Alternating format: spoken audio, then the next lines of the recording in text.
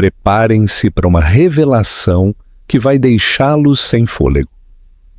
Antes de mergulharmos nesta história de traição e transformação, digam nos comentários de onde vocês estão nos assistindo. E se essa narrativa impactar vocês, certifiquem-se de se inscrever e ativar o sininho, porque amanhã tem uma surpresa muito especial preparada. Meu marido mal levantou os olhos enquanto eu colocava minha aliança de casamento sobre a mesa ao lado deles, absorto demais na mulher que tinha em seus braços para registrar o peso do que eu estava deixando para trás. Continue dançando com ela, Ricardo. Você nem vai notar que eu fui embora. O que ele não sabia era que eu havia passado os últimos 6 meses me preparando para este exato momento. E amanhã de manhã eu seria completamente irrastreável. Eu estava na beira do movimentado salão de baile, na gala beneficente do Yacht Clube de Ilhabela, observando Ricardo, meu marido há 11 anos, girar Isabela Ferraz pela pista.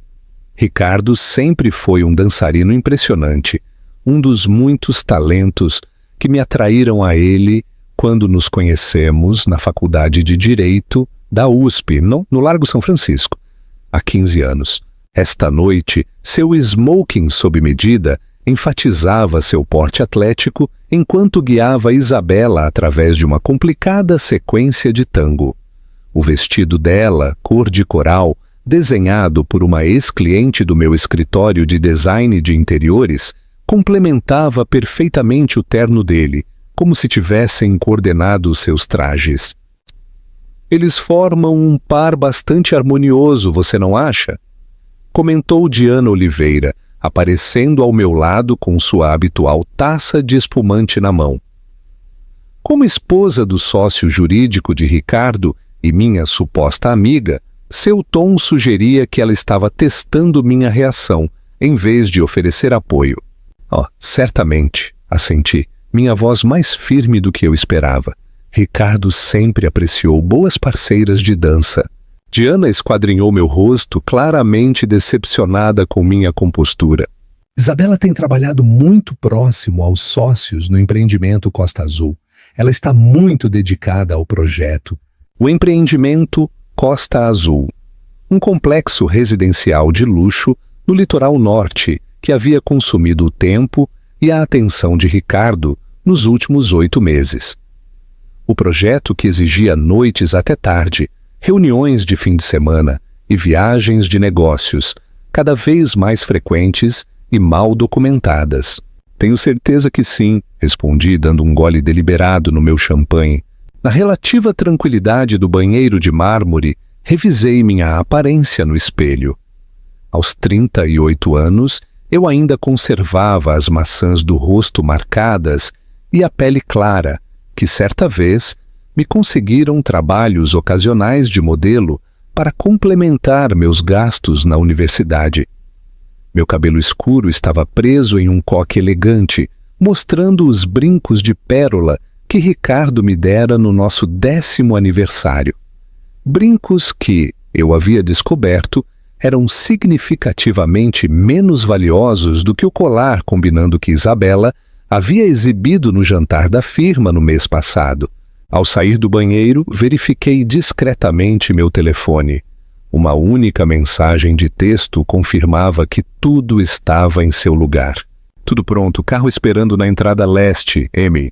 Marcos, meu amigo mais antigo da época da faculdade e a única pessoa que sabia o que eu estava prestes a fazer, tinha sido fundamental na preparação da minha saída. Como especialista em segurança cibernética, que uma vez fora vítima da traição de seu próprio parceiro, ele compreendia tanto as complexidades emocionais quanto logísticas de desaparecer de uma vida que se tornara irreconhecível. Voltei ao salão de baile, justo quando a orquestra fazia a transição para uma música mais lenta. Ricardo e Isabela permaneciam na pista de dança, agora colados de uma maneira que excedia os limites da cortesia profissional. A mão dele repousava baixa nas costas dela, seus rostos próximos o suficiente para que o cabelo castanho avermelhado dela roçasse ocasionalmente a bochecha dele ao girar. Ao redor deles, outros casais dançavam com a distância apropriada, ocasionalmente lançando olhares para o par íntimo com expressões que iam desde a desaprovação até a diversão cúmplice. Naquele momento, ao ver meu marido abraçar outra mulher com tal desejo óbvio, me senti estranhamente tranquila. A serenidade de uma decisão irrevogavelmente tomada. Naveguei entre a multidão até parar na beira da pista de dança, diretamente na linha de visão dele. Ricardo me viu primeiro, sua expressão piscando brevemente com algo parecido com culpa antes de voltar à estudada indiferença. Isabela notou sua atenção momentânea e virou-se ligeiramente, oferecendo-me um sorriso que conseguia ser ao mesmo tempo de desculpas e triunfante. Camila, Ricardo reconheceu enquanto dançavam mais perto de onde eu estava. Isabela e eu estávamos discutindo as implicações de zoneamento para os espaços comerciais do Costa Azul. Com tanta paixão, observei meu tom neutro. Deve ser um tema fascinante. Isabela teve a decência de corar levemente, embora seu aperto no ombro do meu marido não tenha afrouxado. Ricardo tem sido um mentor incrível, disse sua voz melosa com falsa sinceridade. Tenho aprendido muitíssimo trabalhando tão perto dele. Tenho certeza que sim, respondi, colocando a mão na minha bolsa de festa. Não permitam que eu os interrompa em sua mentoria. Coloquei minha aliança de platina sobre uma mesa de coquetel próxima. O suave tilintar ao tocar a superfície de vidro foi de alguma maneira audível, apesar da música e da conversa que nos rodeavam. Continue dançando com ela, Ricardo, disse em voz baixa. Você nem vai notar que eu fui embora. Por um breve instante, a confusão cruzou as feições dele. Algo raro para um homem que se orgulhava de ser sempre a pessoa mais bem informada em qualquer sala. A expressão de Isabela mudou à medida que a certeza em seus olhos vacilava ao registrar o significado do anel na mesa. Camila, não seja dramática, disse Ricardo, sua voz baixa, mas afiada. Discutiremos isso em casa. Não, respondi simplesmente. Não discutiremos. Dei meia volta e me afastei antes que ele pudesse responder, movendo-me entre a multidão com determinação. Atrás de mim, pude sentir Ricardo dando desculpas a Isabela, preparando-se para me seguir, para conter o que ele perceberia como uma vergonhosa exibição pública. Ele não me alcançaria.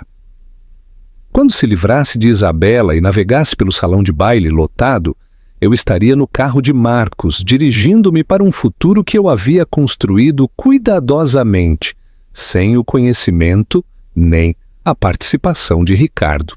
O que meu marido não entendia, o que nunca tinha se preocupado em descobrir em nossos anos juntos, era que debaixo do meu exterior complacente se escondia uma mulher de consideráveis recursos e determinação. Enquanto ele construía sua carreira jurídica e cultivava sua relação com Isabela, eu vinha me preparando sistematicamente para uma vida sem ele, reunindo provas, assegurando ativos e criando uma estratégia de saída tão completa que deixaria perplexas até as melhores mentes jurídicas da firma dele durante anos. E durante esta noite não se tratava apenas de uma dança ou mesmo de uma aventura extraconjugal. Tratava-se de reclamar minha identidade de um homem que lentamente a havia apagado ao longo do nosso casamento. E ao abrir a pesada porta da saída leste, sentindo o ar fresco da noite na minha pele, sorri ao pensar no que o amanhã traria para nós dois. Marcos estava esperando exatamente onde havia prometido, encostado em seu elegante Tesla preto com o motor ligado. Quando me viu aproximar com meu vestido esmeralda, endireitou-se imediatamente, com a preocupação evidente em sua expressão. Você realmente fez isso, disse ele, abrindo a porta do passageiro. Você está bem? Deslizei para o banco, a seda do meu vestido roçando o interior de couro. Estou melhor do que estive em anos. Enquanto Marcos se afastava do clube náutico, resisti à urgência de olhar para trás.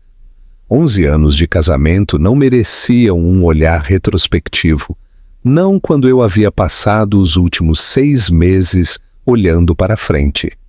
Pelo espelho retrovisor, vi Ricardo saindo das portas da entrada leste, escaneando a calçada circular com crescente agitação.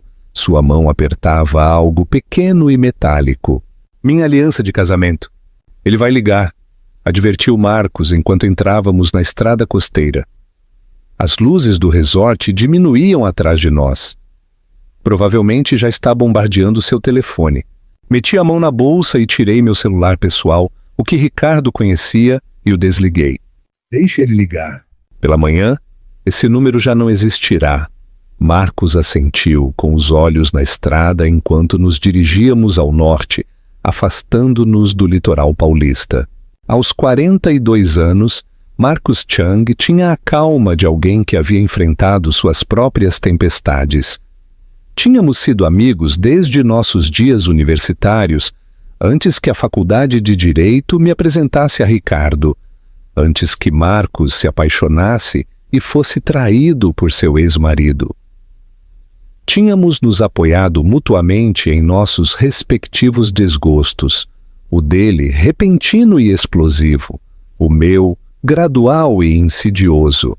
Sua mochila de emergência está no porta-malas, disse ele, referindo-se à mala que eu havia preparado com o essencial e guardado no apartamento dele há 2 meses.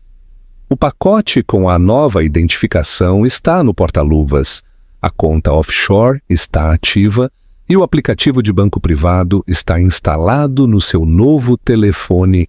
Ele tocou o console entre nós, onde um smartphone que eu nunca tinha visto esperava em um carregador. Obrigada, disse eu, as palavras inadequadas para a magnitude da ajuda dele. Não poderia ter feito isso sem você. Marcos me olhou brevemente. Depois do que o Jaime fez comigo e tudo o que você fez para me ajudar a me reconstruir, considere que estamos quites. Observei a costa familiar passar em alta velocidade. As praias onde Ricardo e eu havíamos passeado durante nosso namoro. Os restaurantes à beira-mar onde havíamos celebrado aniversários. Os mirantes onde às vezes estacionávamos apenas para ver o pôr do sol em silêncio. Lembranças de um casamento que, certa vez, parecera sólido. Antes que a ambição e o sucesso transformassem meu marido em alguém que eu mal reconhecia. Está pensando no começo? Observou Marcos, lendo minha expressão com a precisão de uma longa amizade. Me perguntando onde tudo deu errado? Admiti. Quando exatamente Ricardo decidiu que eu era um acessório em vez de uma parceira? Pelo que você me contou, foi uma mudança gradual. O clássico cenário do sapo na água fervendo lentamente. Ele não estava errado. Quando Ricardo e eu nos conhecemos na faculdade de Direito, éramos iguais, ambos ambiciosos, ambos brilhantes, ambos de origens de classe média, decididos a construir algo significativo. Nosso casamento, modesto para os padrões de São Paulo, esteve cheio de promessas de companheirismo, de construir uma vida juntos, onde nossas carreiras floresceriam. O primeiro compromisso pareceu razoável: deixar minha carreira em suspenso temporariamente enquanto Ricardo se estabelecia na Soares Garrido em Associados. Eu aceitei um posto em uma pequena firma de design, utilizando minha sensibilidade estética e habilidades organizacionais enquanto esperava o momento certo para voltar à prática jurídica. Esse momento certo nunca chegou. Cada ano trazia novas razões para adiar minha carreira no direito. O primeiro caso importante de Ricardo, sua promoção a sócio júnior, a expansão da firma, a recessão econômica. Enquanto isso, meu trabalho de design de interiores havia evoluído de uma distração temporária para um negócio modestamente bem-sucedido. Embora Ricardo se referisse a ele constantemente como o pequeno hobby dela, ao me apresentar em eventos da firma. Lembra do nosso segundo aniversário, o jantar? Perguntei a Marcos, a lembrança surgindo inesperadamente. Quando Ricardo anunciou que tinham lhe dado o caso da Ribeira do Porto, Marcos assentiu. Você estava tão orgulhosa dele, passou a noite toda fazendo perguntas sobre o novo projeto, celebrando o sucesso dele. Ricardo respondeu a cada pergunta sobre o trabalho dele. Aceitou cada elogio. Olhei para a estrada escura. Mais tarde naquela semana, contei a ele que tinha conseguido a renovação da Fazenda dos Sales, meu maior contrato de design até então. Ele mudou de assunto em menos de 2 minutos para falar de um terno novo que queria comprar. Esse padrão tinha se repetido inúmeras vezes ao longo do nosso casamento.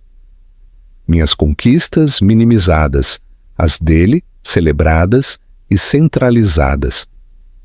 A disparidade tinha sido tão gradual que eu me convencera de que era normal, que apoiar a carreira dele era meu papel na nossa sociedade. Quando reconheci o desequilíbrio pelo que era, já tinha entregado tanto da minha identidade que recuperá-la parecia impossível. A gota d'água nem foi a traição, disse em voz baixa. Foi descobrir que ele tinha hipotecado nossa casa sem me dizer. A mão de Marcos apertou o volante. Ainda não consigo acreditar que ele tenha conseguido isso. Assinaturas falsificadas são notavelmente eficazes quando você tem um cartório cooperativo que trabalha com seu escritório de advocacia. A descoberta, há 3 meses, tinha sido o catalisador do meu plano de fuga. Encontrar documentos de hipoteca escondidos na gaveta do escritório de Ricardo em casa.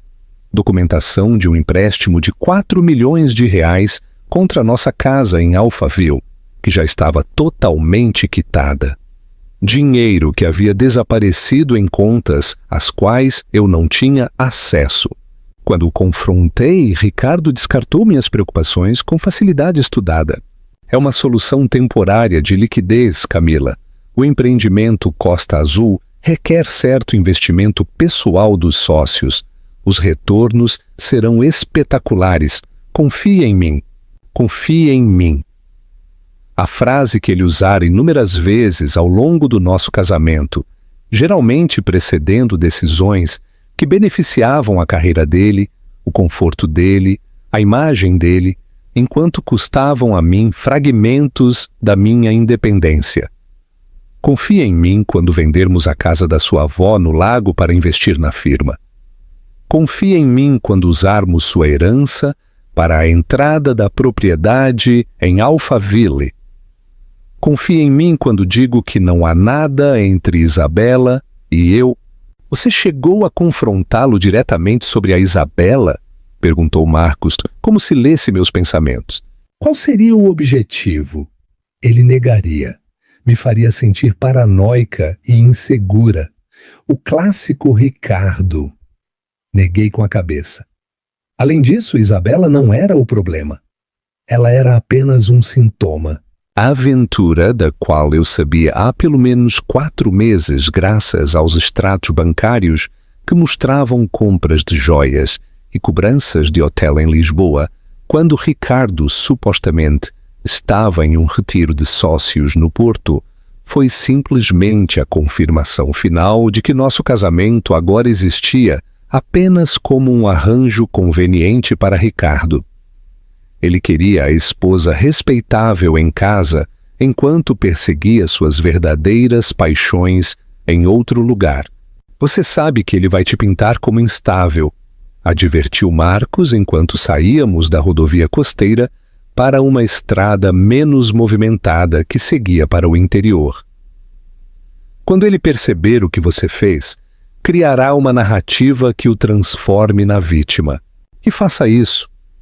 Senti uma surpreendente leveza ao pensar em Ricardo tecendo suas histórias, tentando controlar uma situação que já tinha escapado de suas mãos.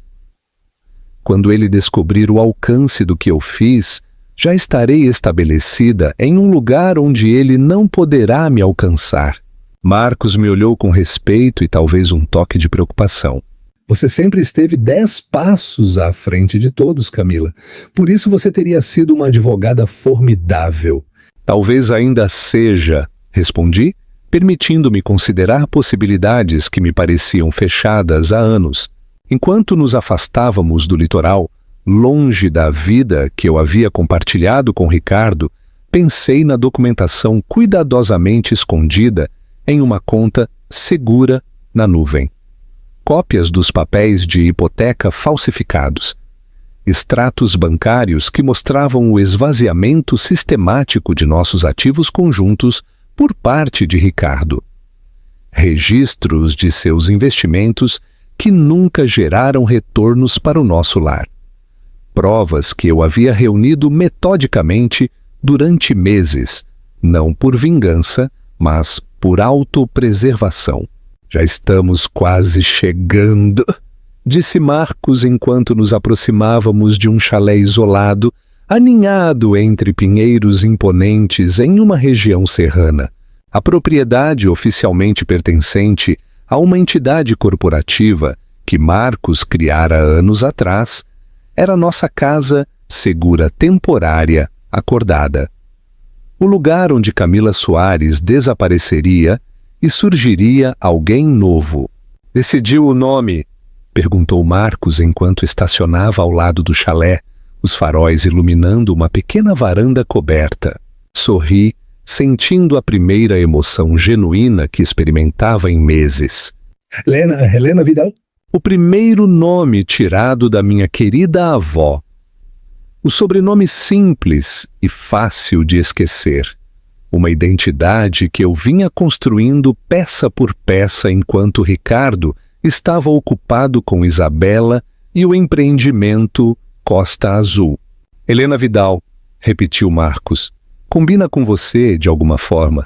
Dentro do chalé, quente e rústico com sua lareira de pedra e vigas de madeira, finalmente tirei os saltos desconfortáveis que havia usado na gala. O alívio físico se equiparava ao alívio emocional de me afastar de um casamento que me asfixiara lentamente. Tirei os brincos de diamantes, o presente calculado de Ricardo que havia aumentado seu valor, um investimento disfarçado de afeto, e os coloquei sobre a mesa de centro. Pode vendê-los também, disse a Marcos, que se encarregaria de liquidar os ativos que eu legalmente podia reclamar enquanto estabelecia minha nova vida. Adicione-os ao fundo de fuga. Marcos assentiu, colocando uma taça de vinho tinto na minha mão. Um cabernet de um vinhedo que havíamos visitado em uma viagem de estrada universitária muito antes de Ricardo, antes das complicações, quando as possibilidades pareciam ilimitadas. Helena Vidal! Brindou ele, levantando sua própria taça. A vida que Camila Soares merecia. Brindei com minha taça contra a dele, a cerimônia simples, marcando a transição que eu planejara com tanto cuidado. As segundas chances, acrescentei, enquanto nos sentávamos em frente à lareira, as chamas crepitantes projetando sombras dançantes nas paredes rústicas. Senti uma surpreendente ausência de dor pelo meu casamento. Talvez eu já o tivesse chorado durante os meses de descoberta e planejamento, ou talvez não restasse nada para chorar depois de anos de lenta erosão. Ele já deve estar em casa, disse, imaginando Ricardo entrando em nossa casa impecável em Alphaville, esperando me encontrar, esperando ser repreendida pelo meu gesto dramático na gala. Revistando o quarto de hóspedes, ligando para o meu celular repetidamente. Pela manhã ele estará ligando para amigos, familiares, talvez até hospitais, acrescentou Marcos, seu tom neutro em vez de preocupado. Pelo meio-dia de amanhã, ele entrará em contato com a polícia. Continuei, repassando o cenário que havíamos ensaiado. Eles farão um boletim de ocorrência, mas explicarão que adultos têm o direito de deixar seus casamentos.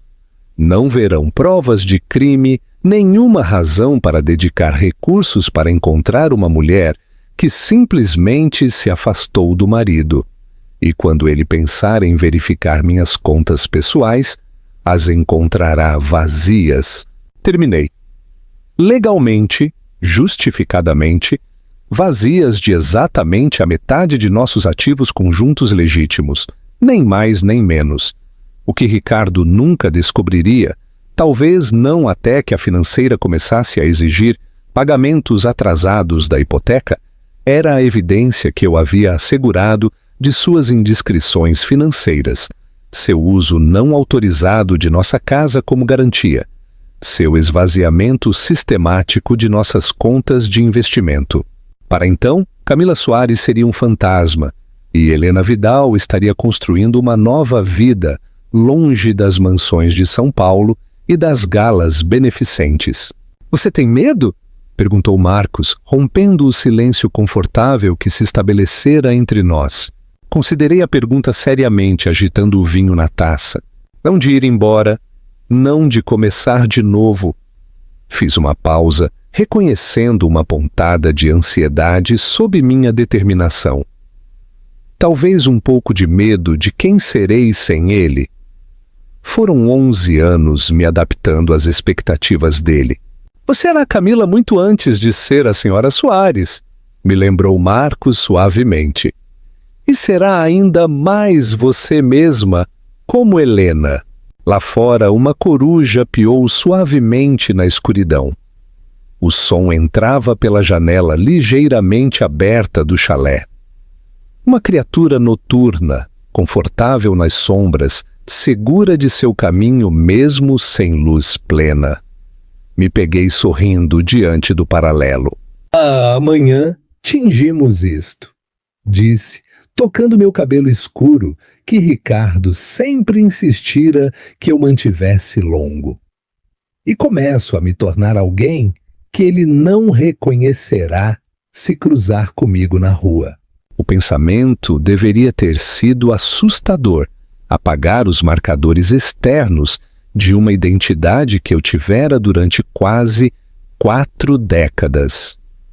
Em vez disso, pareceu liberdade, como sair de uma fantasia que eu usara para uma atuação exaustiva que nunca ganhara aplausos genuínos. A boa notícia, disse Marcos com um pequeno sorriso, é que Ricardo tem estado tão absorto em si mesmo durante tanto tempo que provavelmente não conseguiria te descrever com precisão aos investigadores de qualquer maneira. A observação me arrancou uma gargalhada, talvez a primeira autêntica em meses. Você tem razão. Ele lembraria das marcas de grife, do penteado adequado, das joias aceitáveis. Não de mim. Nunca realmente de mim. À medida que a noite se aprofundava ao redor do chalé, senti os primeiros aleteios tentativos de algo que não experimentava há anos. Possibilidade. Em algum lugar além desta noite, além do desaparecimento que eu orquestrara com tanto cuidado, Helena Vidal esperava surgir. Uma mulher não definida por sua relação com um homem que nunca a vira de verdade. Uma mulher com planos, recursos e a sabedoria duramente ganha de alguém que aprendera que desaparecer, às vezes, podia ser a forma mais poderosa de se tornar visível para si mesma. Se durma um pouco, aconselhou Marcos, recolhendo nossas taças vazias. A transformação de amanhã começa cedo. Assenti, de repente consciente da exaustão profunda que acompanhava a adrenalina da minha fuga. Enquanto me preparava para a cama no pequeno, mas confortável quarto de hóspedes do chalé, percebi que havia deixado minha aliança, não como um gesto dramático para Ricardo encontrar, mas como um descarte deliberado, deixando para trás o peso de promessas que resultaram vazias, expectativas que resultaram restritivas e uma vida que provou estar construída sobre areia movediça em vez de alicerces sólidos. O que Ricardo nunca entenderia, mesmo enquanto me procurasse nos dias vindouros, era que eu não tinha simplesmente o deixado. Eu tinha escolhido a mim mesma, talvez pela primeira vez desde que nos conhecemos, e nessa escolha residia um poder que ele nunca reconhecera que eu possuía. Você acha que Ricardo vai se arrepender de não ter me valorizado? Deixe suas previsões nos comentários. Acordei com o som do meu novo telefone vibrando com uma chamada.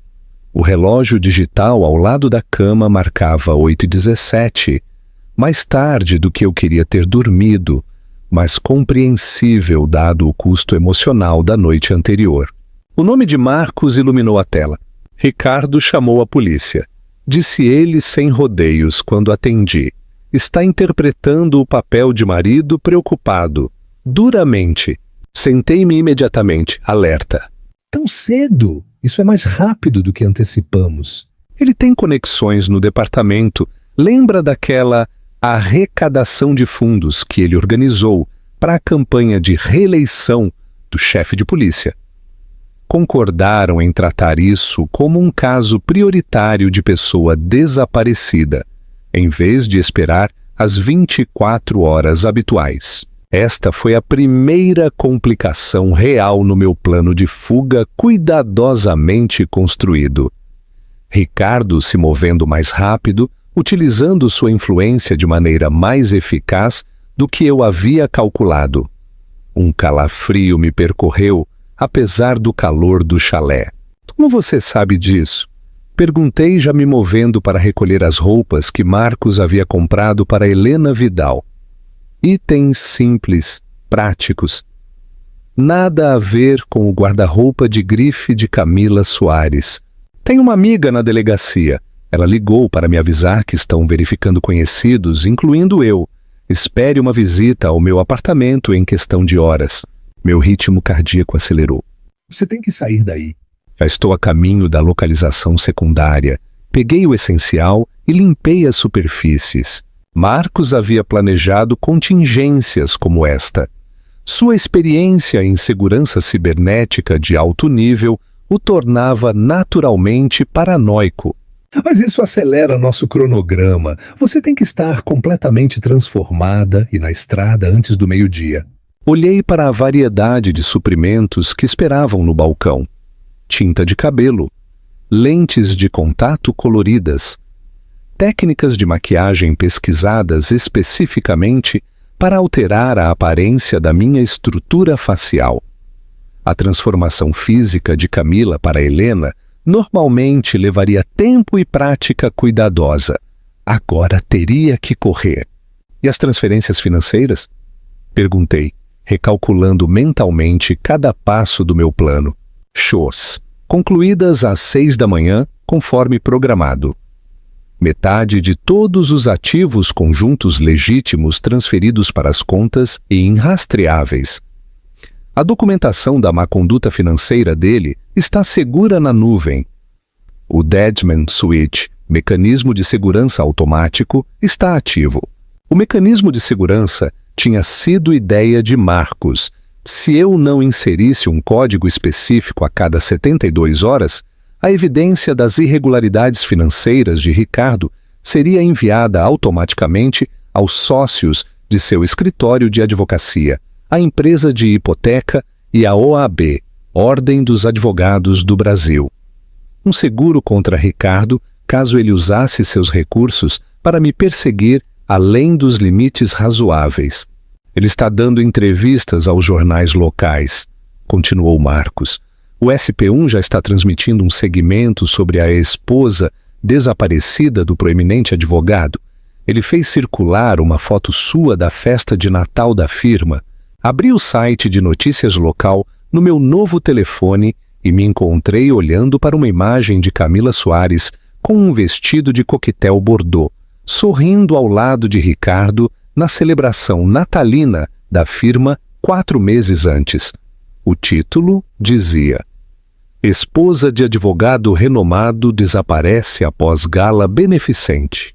A declaração de Ricardo à imprensa era uma obra-prima de retórica de marido preocupado. Estou desesperado para encontrar minha esposa e garantir que ela esteja segura. Camila tem estado sob um estresse significativo ultimamente e temo que possa estar desorientada ou confusa. Se alguém a viu, por favor, entre em contato com as autoridades imediatamente. Estresse, desorientada, confusa. Li as palavras em voz alta, deixando escapar uma risada amarga. Ele já está preparando a defesa baseada em saúde mental. Manual padrão, confirmou Marcos. Se não é vítima de um crime, deve ser instável. Era exatamente como havíamos previsto. Ricardo nunca aceitaria que eu escolhera deixá-lo, que eu orquestrara meu próprio desaparecimento. O ego dele exigia que eu fosse sequestrada ou mentalmente incompetente.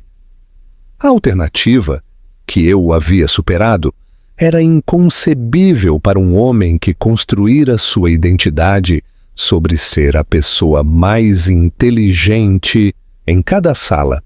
Há mais, disse Marcos, sua voz adquirindo uma gravidade que me causou outro calafrio. Ele está oferecendo uma recompensa de R$300 mil por informações que levem ao seu retorno seguro. Isso foi inesperado, não a recompensa em si, que era uma tática previsível, mas a quantia.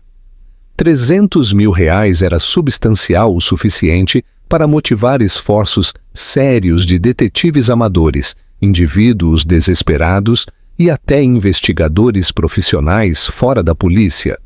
Tim, isso complica as coisas, reconheci, aproximando-me da janela para verificar o perímetro do chalé. A propriedade estava isolada, cercada por pinheiros densos, mas já não parecia tão segura como na noite anterior. Precisamos adiantar o cronograma para me tirar do estado. Já estou trabalhando nisso. A passagem de ônibus para o Rio agora é inútil. Muitas testemunhas potenciais. Muito fácil de rastrear. Estou arranjando uma alternativa. O som do tráfego da rodovia chegou pelo telefone. Marcos claramente dirigia enquanto falávamos. Verifique o segundo compartimento da sua mochila de emergência. Há um envelope com R$50 mil em dinheiro e uma identidade de reserva para emergências. Abri o compartimento oculto da mala e encontrei o envelope pardo selado exatamente como descrito. Dentro havia uma carteira de motorista em nome de Sara Navarro, com minha foto, junto com o dinheiro em notas diversas. Havíamos preparado esta identidade secundária como seguro, embora eu esperasse não precisar dela. Serei Helena até cruzar a fronteira do estado, decidi. Depois mudarei para Sara para a próxima etapa. Bom pensamento, menos chances de estabelecer um padrão. Marcos fez uma pausa e pude ouvi-lo mudar de faixa. Há algo mais que você deve saber. Isabela Ferraz já não é apenas a colega de Ricardo. Segundo minha fonte no departamento, ela está na sua casa agora mesmo, apoiando Ricardo neste momento difícil. A revelação não deveria ter me doído. Eu sabia da traição há meses, a usara estrategicamente como álibi para minhas próprias preparações. No entanto, algo na rapidez com que Isabela assumira o papel de parceira de apoio, provavelmente dormindo na minha cama menos de 24 horas depois que eu desaparecera, pareceu uma confirmação final do quão pouco meu casamento significara. Claro que está, disse mantendo a voz firme. Isso é realmente útil. Quanto mais distraído Ricardo estiver com Isabela, menos efetivamente ele me procurará. Não o subestime, Camila, advertiu Marcos. Independentemente de seus defeitos pessoais, ele construiu a carreira encontrando fraquezas nas posições opostas. E agora mesmo, você é a oposição. Ele tinha razão. Apesar de todo o seu egocentrismo e traição, Ricardo Soares era uma mente jurídica formidável, com conexões em todo o Brasil e recursos que eu não podia igualar. Se ele se dedicasse a me encontrar com a mesma intensidade que aplicava para ganhar casos, minha fuga cuidadosamente construída poderia desmoronar. Há outro desenvolvimento, continuou Marcos após um momento de silêncio. Eles acessaram os dados de localização do seu celular pessoal. A polícia o triangulou na área do clube náutico, obviamente, já que foi lá que você o deixou. Mas estão expandindo o raio de busca e revisando todas as câmeras de vigilância em um perímetro de 5 quilômetros. Isso era esperado. Um procedimento de investigação elementar. Mas ouvi-lo confirmado fez com que a ameaça fosse mais imediata. Se identificassem o Tesla de Marcos nas gravações de segurança, a conexão seria estabelecida e ele enfrentaria um interrogatório sério. Você precisa se livrar do seu carro, disse, percebendo de repente. Eles estarão procurando por ele agora. Já resolvido. Vou me encontrar com um contato em Sorocaba que se especializa em fornecer transporte inrastreável. Até hoje à noite, o Tesla estará em um container com destino ao Porto de Santos. E eu estarei dirigindo algo completamente esquecível. Marcos tinha recursos e conexões que eu desconhecia até que me aproximei dele em busca de ajuda, 6 meses atrás. Sua própria experiência escapando de um relacionamento abusivo o levara a desenvolver uma rede de pessoas que operavam nas sombras da legalidade. Não criminosos exatamente, mas especialistas em ajudar pessoas a desaparecer legitimamente de situações perigosas. Fui para o banheiro e comecei o processo de transformação, aplicando a tintura loiro-mel escuro que substituiria minha cor natural, quase preta. Enquanto o cheiro químico enchia o pequeno espaço, estudei meu reflexo. O rosto que sorrira obedientemente em inúmeras fotos da firma tinha mantido a compostura através de anos de diminuição sutil. Havia se tornado uma máscara que eu usava tão convincentemente que às vezes esquecia o que jazia por baixo. Você acha que ele me amou? Perguntei de repente, a pergunta surgindo de algum lugar vulnerável que eu acreditava ter selado. Alguma vez? Marcos ficou em silêncio por um longo momento. Acho que ele adorava ter você. Finalmente respondeu. A esposa perfeita do advogado, bonita e bem-sucedida o suficiente para refletir bem nele, complacente o suficiente para não desafiar o senso de superioridade dele. Se isso é amor? Não é, terminei, aplicando a tinta com pinceladas metódicas. Nunca foi. Enquanto esperava a cor fixar, liguei o notebook que Marcos me fornecera, um dispositivo limpo com medidas de segurança que tornariam o rastreamento quase impossível. Precisava verificar minhas novas contas financeiras, confirmar que as transferências haviam sido realizadas com sucesso e revisar as opções de transporte para sair do Brasil. A conta offshore mostrava o saldo esperado, exatamente a metade do que Ricardo e eu havíamos acumulado legitimamente, juntos, em 11 anos de casamento.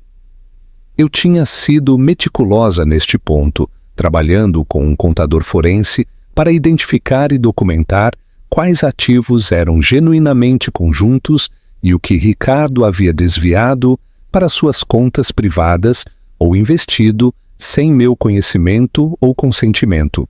Havia levado precisamente o que era legalmente meu, nem um centavo a mais. O que Ricardo descobriria gradual e dolorosamente nas próximas semanas era o quanto ele havia desperdiçado ou ocultado que eu decidi não perseguir. A casa hipotecada, os fundos de aposentadoria desviados, os investimentos que, de alguma forma, nunca haviam gerado retornos para o nosso lar. Eu havia documentado tudo, mas deixado para trás. Provas que só surgiriam se ele pressionasse demais para me encontrar. A tela do meu notebook piscou de repente. Em seguida, mostrou uma solicitação de videochamada de Marcos. Aceitei, e o rosto dele apareceu. Tenso, mas concentrado enquanto dirigia. Mudança de planos, disse sem cumprimentar. Encontraram seu celular no clube náutico, o que significa que sabem que você o deixou deliberadamente. Ricardo agora está sugerindo aos investigadores que você poderia estar planejando esse desaparecimento há algum tempo. E estão revisando seu histórico de busca na internet, registros bancários, registros telefônicos, tudo. A aceleração da investigação me provocou um aumento de adrenalina. Ricardo estava pensando com mais clareza, mais estrategicamente, do que eu lhe dera crédito. Talvez a perda pública de reputação. O proeminente advogado cuja esposa foi embora durante uma gala beneficente tivesse aguçado seu foco, usualmente egocêntrico. O que isso significa para o nosso cronograma? Perguntei, já sabendo que a resposta não seria boa. Significa que vão te conectar a mim em horas, não dias? Cada minuto que você permanece no chalé aumenta o risco. Marcos checou o espelho retrovisor, um hábito nascido de uma paranoia justificada. Arranjei uma extração. Há uma mulher que chegará em aproximadamente 45 minutos, uns 60 e poucos anos, dirige um Subaru Outback marrom. Ela se identificará como Teresa do Clube do Livro. Vá com ela, sem fazer perguntas. Marcos, eu preciso desaparecer por um tempo. Camila, ele me interrompeu. Uma vez que me identifiquem como seu cúmplice, vão monitorar tudo. Meus movimentos, comunicações, transações financeiras. Eu me preparei para isso, mas significa que não poderei contatar você diretamente por um tempo. A constatação de que estava prestes a perder meu único aliado, minha boia de salvação nesta transição precária, me atingiu com uma força inesperada. Como saberei que você está bem? Procure as confirmações de doação para o Fundo de Vida Selvagem do Pacífico. Uma doação a cada semana. Se continuarem, estou seguro. Se pararem... Ele não precisou terminar a frase. Vale a pena isso? Perguntei de repente. O risco para você? Para sua carreira? Talvez eu devesse simplesmente... Ele me interrompeu com firmeza. Nem pense em voltar. Você tinha razões válidas e sérias para ir embora. Os enganos financeiros de Ricardo por si só justificam tudo o que você está fazendo. A expressão dele suavizou-se ligeiramente. Além disso, esta não é a minha primeira vez com atos de desaparecimento. Sei como ficar invisível quando necessário. Assenti, forçando a desaparecer a dúvida que surgira momentaneamente. Obrigada por tudo. Termine de se transformar em Helena, instruiu, com os olhos de novo na estrada. Eu te amo. A videochamada terminou, deixando-me olhando meu reflexo na tela escura. Camila Soares, em transição.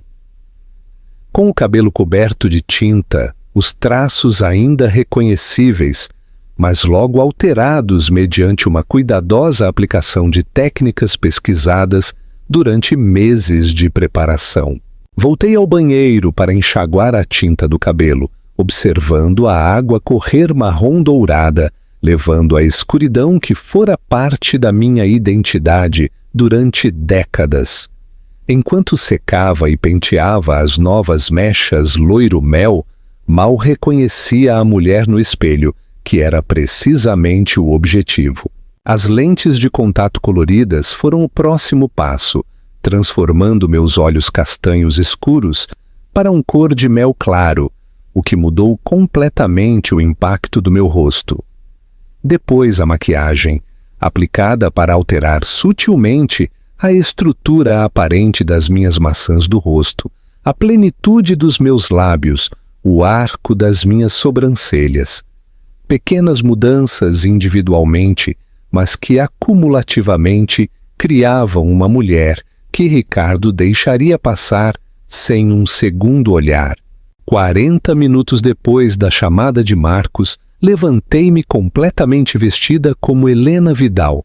Cabelo loiro mel, olhos cor de mel, vestindo jeans e uma blusa simples em vez dos vestidos sob medida de Camila, botas práticas em vez de saltos de grife, uma simples corrente de prata em vez de joias chamativas.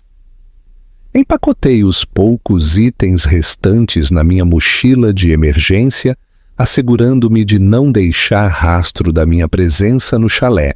Da janela, vi um Subaru marrom virando no caminho de terra, pontualmente.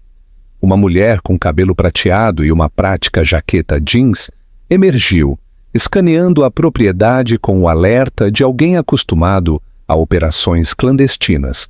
Enquanto me preparava para encontrá-la, para dar o próximo passo no meu ato de desaparecimento cuidadosamente planejado, pensei em Ricardo, provavelmente parado em nossa sala de estar neste mesmo momento, rodeado de policiais e investigadores, com Isabela flutuando ao seu lado, sua fúria controlada aumentando ao perceber que sua esposa não só o havia deixado, mas o havia feito de uma maneira que minava publicamente sua imagem cuidadosamente construída. A mulher que fora Camila Soares sorriu diante dessa imagem, um sorriso que agora pertencia inteiramente a Helena Vidal, e pegou sua bolsa. Era hora de desaparecer completamente. Teresa do Clube do Livro acabou sendo Marlene Vasconcelos, uma assistente social aposentada que agora dedicava sua vida a ajudar mulheres a escapar de situações perigosas. Seu cabelo prateado estava preso em uma trança prática e linhas de expressão emolduravam olhos que não perdiam nada enquanto nos afastava do chalé. "Você está mais bem preparada que a maioria", comentou depois de termos dirigido por quase 1 hora em confortável silêncio. A maioria das mulheres chega com nada além da roupa do corpo e o terror nos olhos. "Tive tempo para planejar", respondi observando a paisagem mudar de floresta densa para campo aberto enquanto nos dirigíamos para o interior. "E recursos?", Marlene assentiu, seus olhos nunca abandonando a estrada. "Os recursos ajudam, mas o planejamento, isso é o que faz a diferença entre as que vão embora e as que são arrastadas de volta." Durante as horas seguintes, viajamos por estradas secundárias, evitando as principais rodovias e suas câmeras de pedágio e vigilância.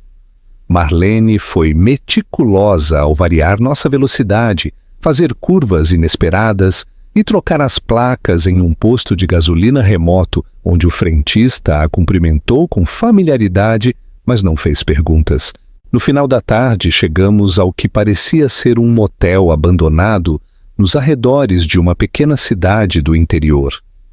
A placa desbotada dizia Pousada do Sol, mas o estacionamento estava vazio, exceto por 3 veículos bem mantidos que contradiziam o exterior dilapidado da propriedade. "Base de operações", explicou Marlene dando a volta pelos fundos do prédio. "Por fora parece nada, que é exatamente o objetivo." Por dentro, a pousada revelou-se uma casa segura limpa e funcional. O saguão tinha sido convertido em um espaço comum com móveis confortáveis, uma cozinha bem abastecida e várias estações de trabalho. 2 mulheres levantaram os olhos quando entramos, uma da minha idade aproximadamente, outra mal saída dos 20 anos. ambas com o olhar vigilante de pessoas acostumadas a olhar por cima do ombro. Esta é Helena, apresentou-me Marlene, usando meu novo nome com naturalidade. Ela estará conosco brevemente antes de continuar sua jornada. As mulheres assentiram, mas não ofereceram seus nomes. Outro protocolo de segurança em um lugar onde as identidades eram coisas preciosas e frágeis. Reconheci o posicionamento cuidadoso da mulher mais velha, sentada de costas para a parede, com linhas de visão claras para todas as entradas, como o hábito de alguém que aprendera a vigilância da maneira mais difícil.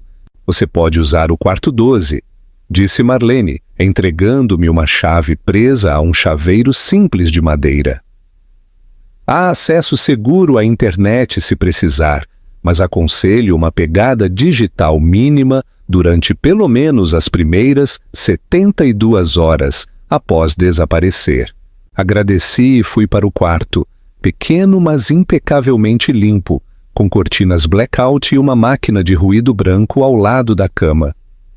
Depois de deixar minha bolsa, permiti-me um momento para reconhecer a irrealidade da minha situação.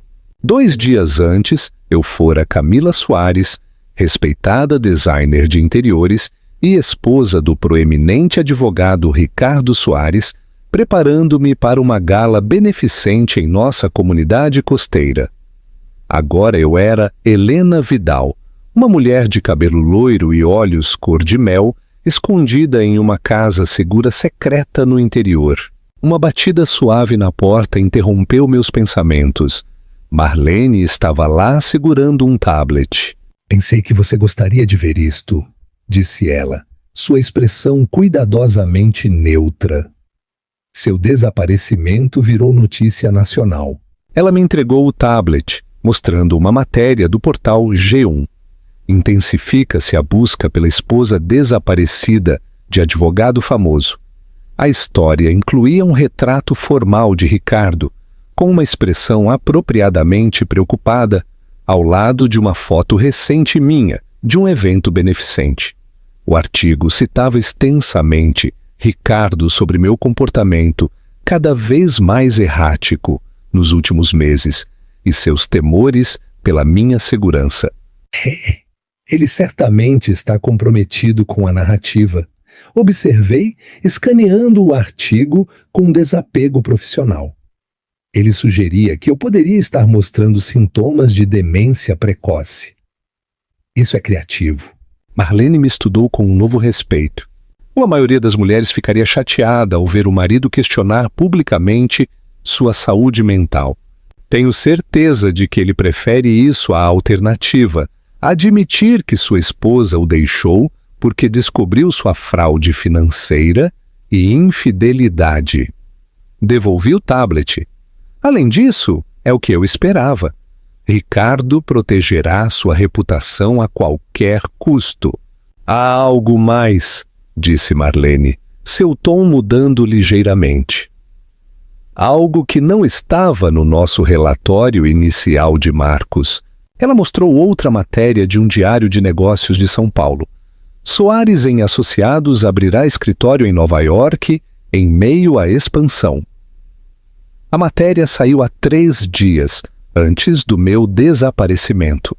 Detalhava como Ricardo Soares, anteriormente da Oliveira, Garrido em Associados, estava lançando sua própria firma com o apoio de importantes investidores, incluindo o grupo financeiro Ferraz. Oh, Ferraz! Repeti, o nome registrando imediatamente. Como Isabela Ferraz? Marlene assentiu. Segundo isto, o pai dela, Roberto Ferraz, é o principal investidor na nova empresa de Ricardo. O escritório de Nova York está programado para abrir no próximo mês, com Ricardo se mudando para supervisionar as operações. Peguei o tablet de volta, escaneando o artigo com mais cuidado. Ali estava, preto no branco, prova de planos que Ricardo nunca mencionara. Um movimento profissional importante e uma mudança de país que ele mantivera completamente ocultos de sua esposa. Ele já estava planejando ir embora de qualquer jeito. Disse suavemente, a compreensão cristalizando com perfeita clareza. Todos aqueles investimentos misteriosos, a hipoteca da nossa casa. Ele estava financiando sua própria estratégia de saída. Há mais? Marlene deslizou para outra matéria, esta de uma publicação imobiliária com data de apenas uma semana antes. Ricardo Soares e Isabela Ferraz compram cobertura em Manhattan por 4,2 milhões de dólares. O chão pareceu se mover sob meus pés enquanto eu olhava para a foto do meu marido e sua amante, de pé, orgulhosamente, em um apartamento elegante de Manhattan, com vistas panorâmicas do Central Park. O artigo mencionava que estavam se preparando para um estilo de vida bicos entre Brasil e Ida, com o lançamento da sede da Soares em Associados. 4,2 milhões de dólares, repeti com a voz abafada. Isso é quase exatamente a quantia que ele tirou das nossas contas no último ano convertida. A expressão de Marlene era compassiva, mas não surpresa. Homens como seu marido frequentemente seguem padrões previsíveis. Não vão embora até que tudo esteja arranjado a favor deles. Sentei-me pesadamente na beira da cama, o tablet ainda apertado em minhas mãos. Todos aqueles meses que passei planejando minha fuga, reunindo provas dos enganos financeiros de Ricardo, documentando sua aventura com Isabela, e o tempo todo ele estava se preparando para me descartar de qualquer maneira. O capital da hipoteca que ele roubara, as contas de investimento que esvaziara, os fundos de aposentadoria que tomara emprestado, tudo canalizado para sua nova vida com Isabela. Uma vida que vinha tomando forma, paralelamente aos meus próprios planos de fuga. Quando ele ia me contar? Perguntei em voz alta, embora a resposta fosse óbvia. Ricardo teria me pegado de surpresa no momento mais vantajoso para ele, deixando-me com o mínimo de tempo e recursos possíveis para contestar suas ações. Isso muda alguma coisa para você? Perguntou Marlene em voz baixa. Considerei a pergunta cuidadosamente, examinando minha resposta emocional a esta revelação. Houve choque, certamente, e uma estranha sensação de vingança confirmada. Minhas suspeitas não só estavam certas, mas talvez até subestimadas. Mas, sob essas reações imediatas, havia algo inesperado. Alívio? Muda tudo, disse finalmente, olhando para Marlene com uma nova clareza. E nada ao mesmo tempo. Ela levantou uma sobrancelha, esperando que eu explicasse. Passei meses me questionando se estava exagerando, se deveria ter tentado mais para salvar meu casamento.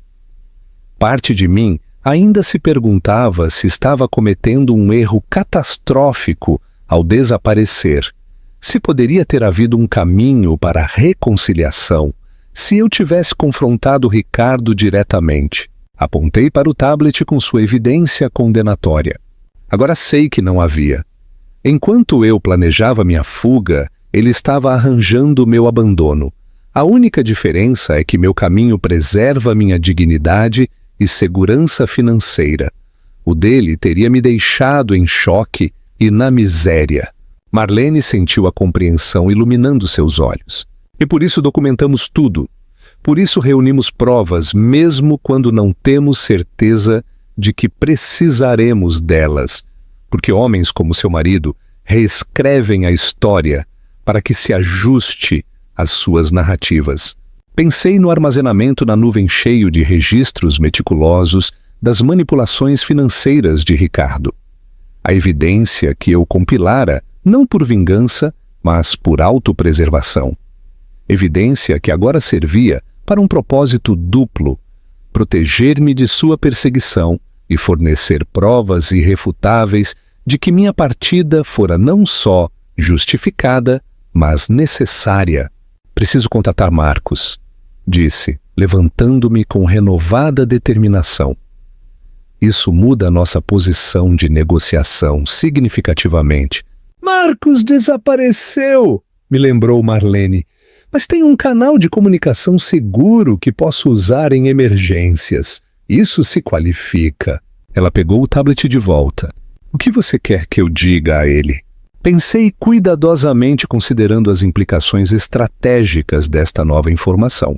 Diga a ele para acelerar a liberação da documentação aos antigos sócios de Ricardo na Oliveira, Garrido em Associados. Eles merecem saber que ele tem roubado seus clientes para sua nova empresa. E diga para ele dar um aviso anônimo à OAB e ao Ministério Público sobre a compra da cobertura em Manhattan. Eles estarão muito interessados em saber como um advogado supostamente preocupado com sua esposa desaparecida conseguiu fechar uma propriedade de luxo dias antes de ela sumir. A sorriso de Marlene foi de aprovação. Algo mais? Sim, disse, um plano formando-se rapidamente em minha mente. Quero modificar minha rota de fuga. Em vez de ir para o interior como havíamos planejado originalmente, vou para fora, para Nova York. As sobrancelhas dela se ergueram surpresas. Isso parece arriscado. Nova York não será o primeiro lugar onde procurarão, uma vez que a conexão com o escritório de Ricardo se torne pública? Exatamente, confirmei. Procurarão por Camila Soares em Nova York, uma mulher desesperada tentando confrontar o marido e a amante. Ninguém procurará por Helena Vidal, a consultora de negócios independente que chegou à cidade meses antes da mudança planejada de Ricardo e Isabela. A compreensão amanheceu nos olhos de Marlene. Você vai se estabelecer no território deles antes que eles cheguem, ou estar lá esperando quando a nova vida, cuidadosamente construída deles, implodir, corrigir. Não para confrontá-los ou expô-los pessoalmente. Isso me colocaria em risco. Mas para garantir que eu tenha assentos na primeira fila para as consequências das ações deles. Pela primeira vez desde que colocara minha aliança naquela mesa de coquetel no Yacht Club, senti algo além da determinação e do alívio. Senti uma faísca de emoção genuína pelo futuro. Não um futuro definido pela reação à traição de Ricardo, mas um construído inteiramente nos meus próprios termos. Vou precisar de um novo pacote de identidade, disse a Marlene. Helena Vidal precisa de uma trajetória profissional que a torne valiosa no competitivo ambiente empresarial de Manhattan. Marlene assentiu. Conheço alguém que se especializa em criar históricos de trabalho verificáveis, referências profissionais, até pegadas digitais que podem resistir a um escrutínio moderado. Não será barato. Dinheiro não é problema, assegurei. Tenho acesso a exatamente a metade do que Ricardo e eu ganhamos legitimamente juntos, o que é mais do que suficiente para financiar este próximo capítulo. Enquanto Marlene saía para fazer os arranjos necessários, abri minha mochila de emergência e tirei o notebook seguro que Marcos me fornecera. Era hora de adaptar meu plano de fuga, cuidadosamente construído, para incorporar esta nova informação, não com pânico ou reação, mas com a mesma atenção metódica aos detalhes que caracterizaram minhas preparações desde o início. Abri um novo documento e comecei a escrever, descrevendo os antecedentes, as credenciais e as especialidades profissionais de Helena Vidal. Depois de 11 anos suprimindo minha formação jurídica para acomodar o ego de Ricardo, agora a colocaria em prática para construir uma identidade que pudesse navegar pelo sofisticado ambiente empresarial de Manhattan. Uma identidade que me permitiria não apenas escapar de Ricardo Soares, mas prosperar no mesmo mundo que ele planejava conquistar. Na cama ao meu lado, o tablet se atualizava continuamente com notícias da busca por Camila Soares. A polícia me classificara oficialmente como pessoa desaparecida. Ricardo aumentara a recompensa para R$500 mil. Isabela Ferraz agora atuava abertamente como porta-voz da família. Sua expressão preocupada, perfeitamente calibrada para as câmeras, enquanto suplicava por informações sobre sua querida amiga, Camila. A atuação foi impecável, exceto pelo diamante de 4 quilates na mão esquerda de Isabela, visível em várias das fotos de imprensa que coincidia com a descrição de um anel que Ricardo comprara 2 meses antes em uma joalheria no shopping Iguatemi. Uma compra que eu descobrira enquanto rastreava meticulosamente seus enganos financeiros. Eles vinham planejando isso. A nova firma de Ricardo, a cobertura em Manhattan, o noivado, tudo enquanto drenavam sistematicamente os recursos financeiros que eu ajudara a construir em 11 anos de casamento. Se eu não tivesse descoberto o engano e planejado minha própria saída, teria ficado sem nada, além de uma desculpa vazia e talvez um acordo simbólico negociado pelo advogado da firma de Ricardo que ele designasse para gerenciar o divórcio. Em vez disso, eu havia assegurado minha parte justa de nossos ativos, preservado provas de sua má conduta financeira e criado uma rota de fuga que me permitiria reconstruir minha vida nos meus próprios termos. E agora, com esta nova informação, podia me posicionar para testemunhar o inevitável desmoronamento de seus planos cuidadosamente construídos. Enquanto o entardecer do interior pintava o quarto da pousada em tons dourados e âmbar, senti uma peculiar sensação de gratidão em relação a Ricardo e Isabela. A traição deles me obrigara a recuperar partes de mim mesma que eu entregara gradualmente. Minha ambição, minha independência, minha avaliação clara da realidade, sem a distorção do pensamento ilusório. Ao conspirar para me descartar, eles haviam inadvertidamente me libertado. Fechei o notebook e me aproximei da janela, abrindo a cortina o suficiente para vislumbrar a paisagem tranquila que se estendia até o horizonte. Em algum lugar de São Paulo, Ricardo estava orquestrando uma busca frenética por uma mulher que já não existia. E aqui estava eu, Helena Vidal, emergindo das cinzas de Camila Soares, pronta para ascender a um futuro inteiramente próprio. O que você faria se descobrisse uma verdade tão impactante? Compartilhe sua opinião nos comentários e não se esqueça de curtir este vídeo se ele te manteve preso à história.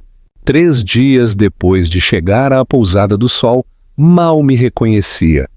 Não apenas fisicamente, mas fundamentalmente. Helena Vidal estava tomando forma como algo mais do que um simples pseudônimo. Estava se tornando uma identidade completamente realizada, com um passado, um presente e um futuro cuidadosamente elaborados. Sua documentação está pronta, anunciou Marlene, entrando no meu quarto após uma breve batida. Ela carregava uma pasta de couro fina gravada com padrões geométricos sutis. Dmitri se superou desta vez. Dmitri havia aprendido. Era o enigmático contato de Marlene, que se especializava em criar identidades de aparência legítima, não identidades falsas. Uma distinção importante na rede de Marlene. Helena Vidal era tecnicamente eu, apenas com um nome diferente e um histórico cuidadosamente construído que resistiria ao escrutínio sem ativar preocupações de roubo, de identidade ou acusações de fraude. Tudo aqui tem uma base sólida, explicou Marlene enquanto abria a pasta. Helena Vidal tem um CPF vinculado a uma pessoa real nascida em 1985, que morreu na infância, mas cujos registros foram mesclados de forma a criar um histórico limpo. Os diplomas são de instituições que sofreram infelizes corrupções de banco de dados em anos específicos. Seu histórico de trabalho inclui empresas que fecharam ou foram adquiridas, o que torna a verificação um desafio, mas não impossível.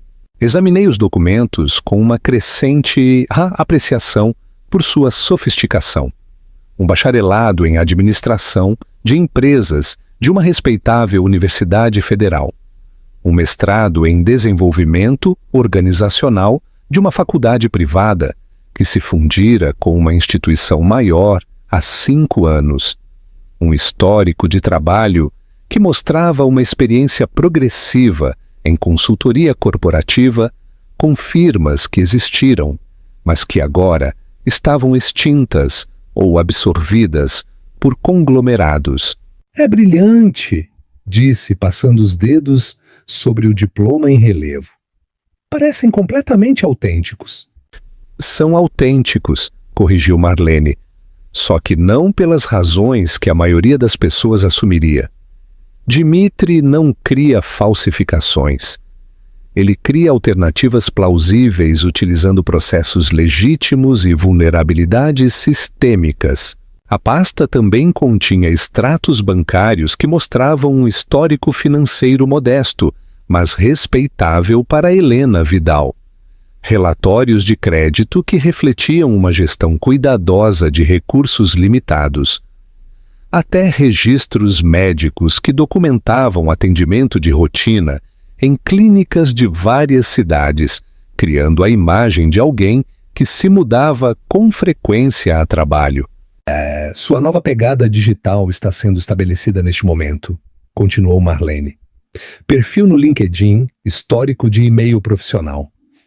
Até redes sociais cuidadosamente retroativas, com configurações de privacidade apropriadas. Conteúdo mínimo, mas suficiente para parecer uma pessoa real, que simplesmente é seletiva sobre sua presença online. Assenti, entendendo o delicado equilíbrio. Pouca presença online pareceria suspeita no mundo atual. Muita criaria uma exposição desnecessária e oportunidades para inconsistências. E as referências? Perguntei, pensando nas inevitáveis chamadas de verificação que chegariam se conseguisse trabalho de consultoria em Nova York. Marlene sorriu. Você tem 3 ex-supervisores e 2 colegas prontos para te dar excelentes recomendações. São pessoas reais que trabalham com nossa rede, profissionais que compreendem a necessidade de novos começos e aceitaram servir como referências para identidades como a sua. A meticulosidade dessas preparações era assombrosa. Enquanto eu passara meses reunindo provas da traição de Ricardo e assegurando meus ativos financeiros, a rede de Marlene claramente passara anos desenvolvendo sistemas para ajudar as pessoas a desaparecer e se reconstruir de forma segura. Há algo mais, disse Marlene, tirando um último documento da pasta. Sua especialidade de consultoria. Peguei o papel que descrevia a experiência particular de Helena Vidal. Reorganização corporativa após transições de liderança, com ênfase na preservação do conhecimento institucional enquanto se facilita a renovação cultural. É perfeito, disse, vendo imediatamente o valor estratégico. Isso me posiciona como alguém que as empresas gostariam de contratar durante exatamente o tipo de transição que Ricardo está planejando com sua nova firma. Marlene assentiu. Dmitri pesquisou os anúncios públicos da Soares em Associados. Planejam absorver várias práticas menores à medida que estabelecem sua presença em Nova York.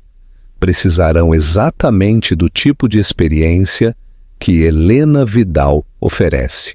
Então eu poderia ser contratada por uma dessas firmas antes de serem adquiridas, disse, as possibilidades se desdobrando em minha mente, dando-me uma proximidade legítima à operação de Ricardo sem me envolver diretamente com ele. Precisamente, corrigiu ela. Você estaria posicionada para observar sem ser óbvia, com uma razão profissional para compreender os detalhes dessas transições de negócios. Recostei-me, absorvendo a elegante complexidade dessa abordagem. Não apenas escapar de Ricardo, mas me estabelecer em uma posição para testemunhar as consequências das ações dele, sem pôr em perigo minha nova identidade. Há um componente mais a considerar, disse Marlene, seu tom ficando mais sério. Sua preparação psicológica. Levantei uma sobrancelha, esperando que ela continuasse. Manter uma nova identidade não é apenas questão de documentação e aparência, explicou. Trata-se de habitar uma perspectiva diferente, desenvolver novos instintos, responder autenticamente como Helena, em vez de reflexivamente como Camila. Isso era algo que eu não tinha considerado completamente. A transformação física e a papelada eram passos tangíveis que eu podia executar metodicamente. Mas a mudança interna de Camila Soares para Helena Vidal requeria um tipo diferente de preparação. Temos alguém que pode te ajudar com isso, continuou Marlene.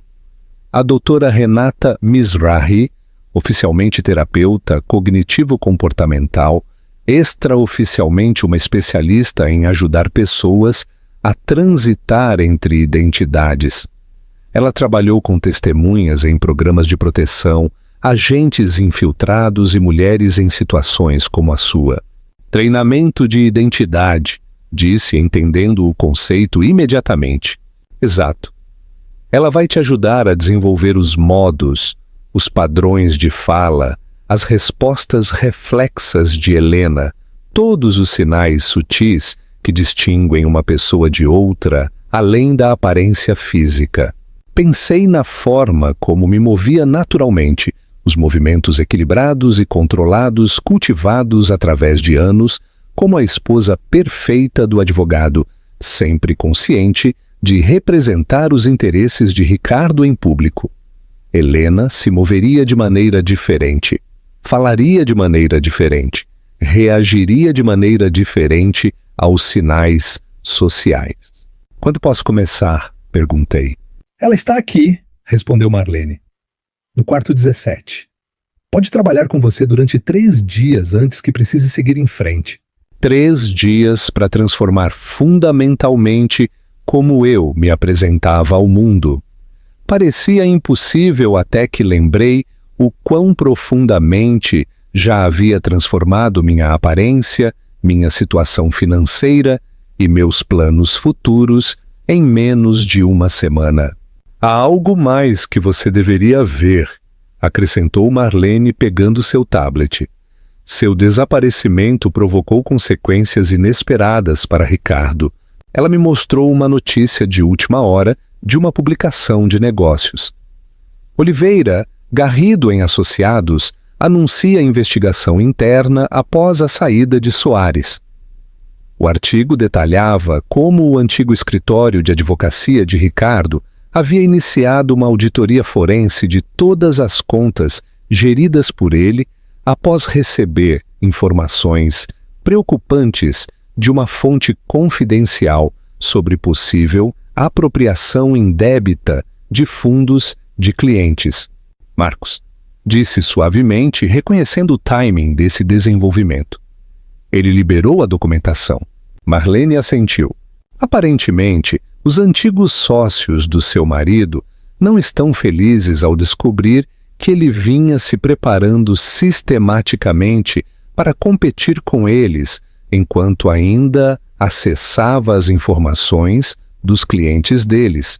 Um segundo artigo informava que a OABSP também havia aberto uma investigação sobre a conduta profissional de Ricardo, especificamente com relação a possíveis conflitos de interesse em sua representação do Grupo Financeiro Ferraz, enquanto desenvolvia laços financeiros pessoais com a família Ferraz. Está começando a desmoronar para ele, observei, sentindo uma complexa mistura de satisfação e desapego. Mais rápido do que eu antecipava. Homens como seu marido constroem castelos de cartas, disse Marlene, impressionantes à distância, mas estruturalmente instáveis. Geralmente mantêm a ilusão através de ajustes e manipulações constantes. Uma vez que perdem o controle da narrativa, tudo desaba. Meu telefone, o dispositivo seguro que Marcos me fornecera, vibrou com uma notificação de mensagem criptografada. O remetente identificava-se apenas como Red M, mas reconheci o protocolo de comunicação que havíamos estabelecido antes de Marcos desaparecer. A mensagem era breve. Pacote entregue à equipe de investigação do NUDT. Espere uma cobertura importante em 48 horas. Acelerar cronograma. Transporte organizado para amanhã. Flecha 600. Marcos intensificou as coisas, disse a Marlene, mostrando-lhe a mensagem. O New York Times recebeu a documentação sobre Ricardo. As sobrancelhas de Marlene se arquearam. Isso muda tudo. Uma vez que o Times publique, isso se tornará uma história internacional, não apenas sobre uma mulher desaparecida, mas sobre irregularidades legais e financeiras de alto nível. Assenti compreendendo a mudança estratégica. Ricardo estará lutando por sua sobrevivência profissional, não apenas procurando sua esposa desaparecida. As prioridades dele mudarão da noite para o dia, o que cria a oportunidade perfeita para Helena Vidal se estabelecer em Nova York, enquanto a atenção se concentra em outra parte. Concluiu Marlene. Timing brilhante! Passei o resto do dia com a doutora Mizrahi, uma mulher pequena com penetrantes olhos cinzentos e uma abordagem analítica para a transformação de identidade.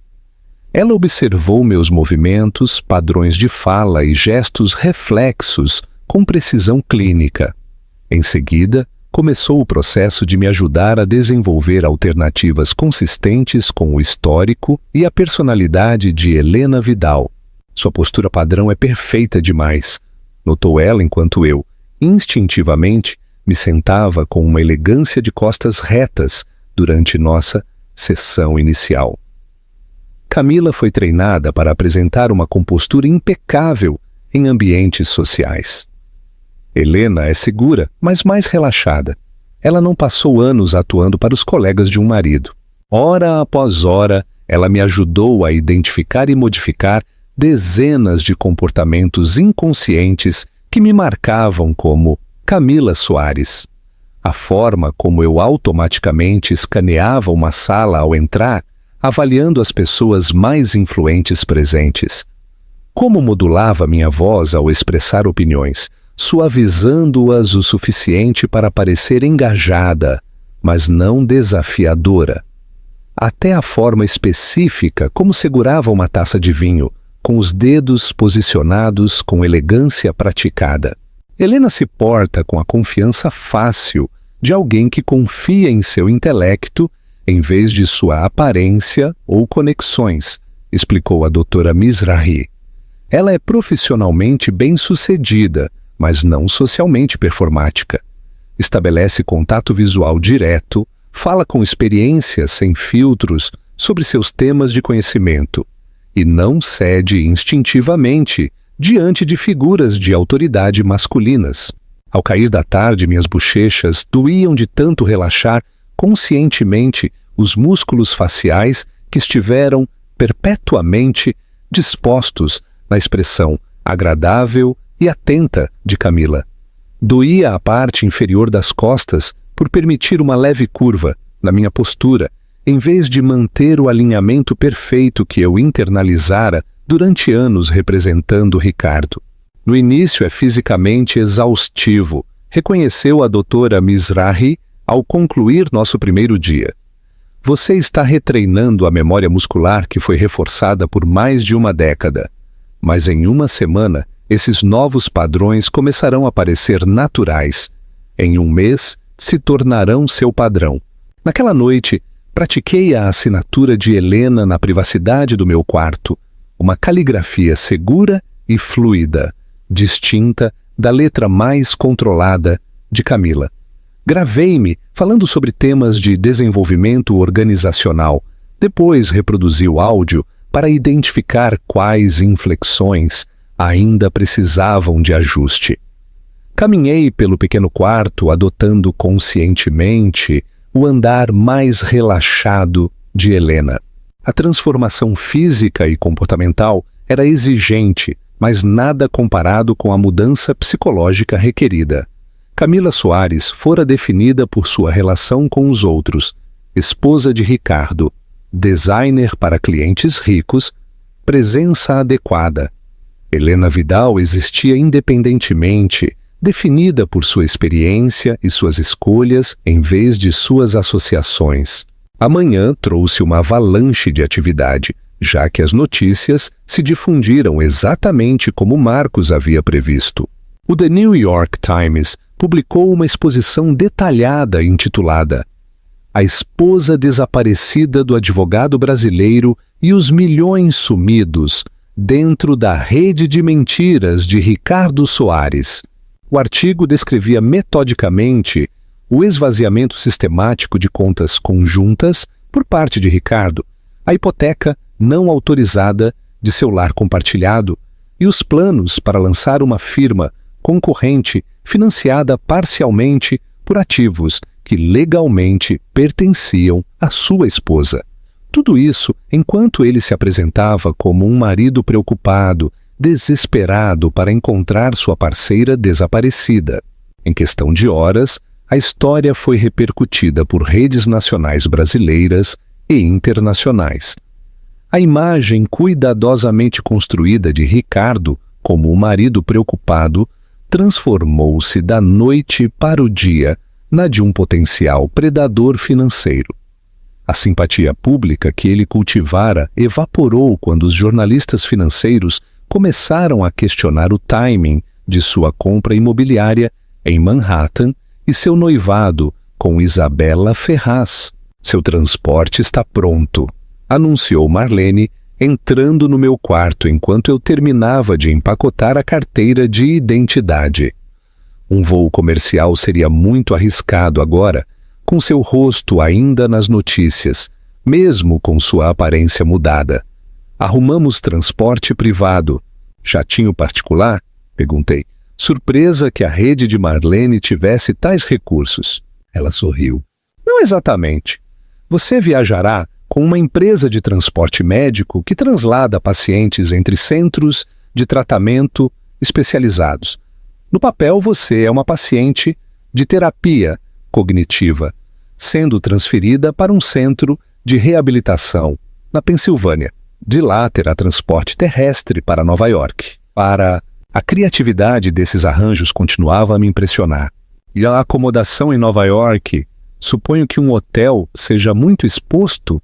Helena Vidal alugou um apartamento mobiliado em Brooklyn Heights, através de um serviço de alojamento corporativo que se especializa em hospedar consultores de negócios em missões prolongadas, explicou Marlene. Mínimo de 3 meses, todos os serviços incluídos, edifício seguro com administração preocupada com a privacidade. Em 1 hora, eu me despedia da pousada do Sol, de Marlene e dos últimos vestígios de Camila Soares. Enquanto me acomodava na aeronave de transporte médico, disfarçada de paciente, refleti sobre a extraordinária transformação da última semana. 7 dias antes, eu estava com um vestido de seda esmeralda, observando meu marido dançar com a amante, preparando-me para executar um plano de fuga gestado durante meses. Hoje eu era Helena Vidal, de cabelo loiro e olhos cor-de-mel, com uma identidade profissional completa e os recursos financeiros para me estabelecer em uma nova cidade enquanto a vida cuidadosamente construída do meu marido implodia publicamente. Enquanto a aeronave decolava, levando-me em direção ao norte, rumo ao meu futuro estrategicamente escolhido, senti uma profunda sensação de ter recuperado o controle não só das minhas circunstâncias, mas da minha identidade fundamental. A mulher que Ricardo diminuíra lentamente durante 11 anos de casamento tinha ido embora. Não porque tivesse desaparecido, mas porque se transformara estrategicamente em alguém mais forte, mais autônoma e completamente fora do alcance dele. Camila Soares havia desaparecido sem uma palavra, deixando para trás apenas sua aliança de casamento e um marido que logo descobriria que subestimá-la tinha sido o erro mais transcendental de sua vida. O que significa para você reclamar sua própria identidade? Deixe sua opinião nos comentários. 1 ano depois, o sol de outono entrava pelas janelas do meu apartamento em Brooklyn Heights, iluminando o espaço que eu desenhara cuidadosamente durante o último ano. Linhas limpas, texturas quentes e uma elegância funcional. Uma manifestação física da abordagem de Helena Vidal para a vida, nada a ver com a casa de exposição em Alphaville, que Camila Soares mantivera segundo os exigentes padrões de Ricardo. Tomei meu café contemplando o horizonte de Manhattan do outro lado do East River, enquanto verificava os e-mails dos clientes no meu tablet. Em 12 meses, a Vidal Consulting estabelecera uma sólida reputação por ajudar organizações a navegar transições complexas, exatamente a experiência que eu desenvolvera estrategicamente. Minha lista atual de clientes incluía 2 escritórios de advocacia, uma editora e uma boutique de serviços financeiros, todos passando por mudanças significativas de liderança que exigiam um manejo delicado. O alerta do New York Times, que apareceu na minha tela, não me surpreendeu. Eu o esperava, dados os procedimentos judiciais de ontem. O título era conciso: Ex-advogado brasileiro Ricardo Soares, sentenciado a 5 anos por fraude e apropriação indébita. Abri o artigo, escaneando os detalhes que já conhecia por acompanhar o caso através de registros públicos. Ricardo havia se declarado culpado de múltiplas acusações de desvio de fundos de clientes, evasão fiscal e fraude relacionados à sua tentativa fracassada de lançar a Soares em associados. O acordo de culpabilidade reduzira sua sentença possível de 15 anos para 5, com a possibilidade de liberdade condicional após cumprir 30 meses. O que o artigo não mencionava, o que nenhum registro público revelava, era que a evidência original que desencadeou a investigação viera da documentação meticulosamente mantida por sua esposa desaparecida. O desaparecimento de Camila Soares continuava oficialmente sem solução, embora o interesse tivesse diminuído à medida que os problemas legais de Ricardo aumentavam e a história mais sensacional de seus crimes financeiros tomava o protagonismo. Meu telefone seguro, aquele que eu usava apenas para comunicações com a rede de Marcos e Marlene, vibrou com uma mensagem. Marcos mantivera seu sistema de confirmação semanal durante todo o ano. Um simples recibo de doação ao Fundo de Vida Selvagem do Pacífico, que aparecia toda sexta-feira para sinalizar que ele continuava seguro. Esta era nossa primeira comunicação direta em meses. Justiça, servida embora imperfeitamente. E chegou a um acordo separado, testificando contra R em troca de liberdade condicional. Ela volta para São Paulo hoje se você quiser ver a chegada.